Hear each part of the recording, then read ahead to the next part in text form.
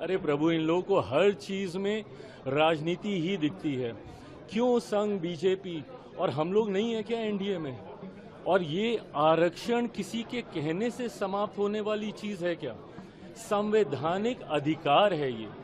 आरक्षण किसी को दी हुई खैरात नहीं है, ये संवैधानिक अधिकार है और दुनिया की कोई ताकत आरक्षण को कतई समाप्त नहीं कर सकती है।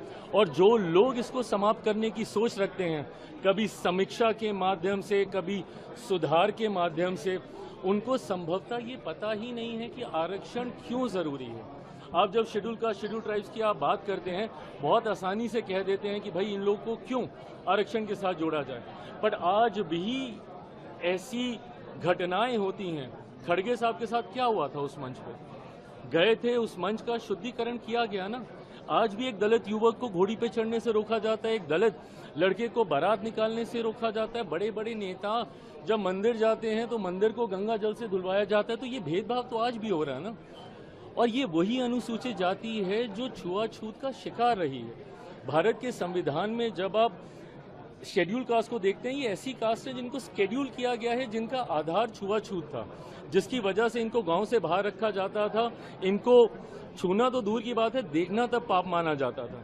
ऐसे में मुख्य धारा के साथ जोड़ने के लिए, और क्या हम लोग उस लक्ष्य को पूरा कर पाए? नहीं कर पाए ना।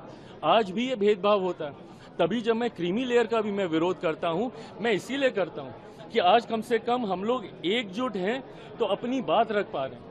बट जैसे ही इसमें सब क्लासिफिकेशन होने लग जाएगा, जैसे ही इसमें क्रीमी लेयर की बात हम लोग करने लग जाएंगे, तो ताकत हम लोग की घटने लग जाएगी। और जैसे ही ताकत घटेगी तो धीरे धीरे करके संभवतः ऐसी सोच वाले लोग जो आरक्षण को समाप्त करना चाहते हैं, उनको ज्यादा बल मिलेगा। आज की तारीख में शेड्यूल कास्ट हो, शेड्यूल ट्राइब, अब शेड्यूल ट्राइब में यही सारी जातियां हैं जिनकी वेशभूषा अलग रही, जिनका रहन सहन, बोलचाल, ऐसे ट्राइब्स को शेड्यूल किया गया। पिछड़ा वर्ग से आने वाले लोग जिनको संभवतः मौके नहीं मिले, इसके माध्यम से उनको, और अब तो जो लोग आर्थिक तौर पे कह रहे हैं, ऊंची जाति से आने वाले गरीब लोगों को भी 10% का आरक्षण मोदी जी की इसी सरकार में हम लोगों ने पारित करने का काम किया। तो जो लोग ये सोच रखते हैं कि आरक्षण पे चर्चा होनी चाहिए, सुधार होना चाहिए, समीक्षा होनी चाहिए, बाबा साहेब की सोच से बनी हुई ये व्यवस्था है और दुनिया की कोई ताकत इसको, और मैं जब तक हूं, मैं इतना तो मैं पूरे गारंटी के साथ कह सकता हूं कि जिस सरकार में चिराग पासवान है, रामविलास पासवान जी का बेटा हूं, कतई इस व्यवस्था को बिगड़ने नहीं दूंगा।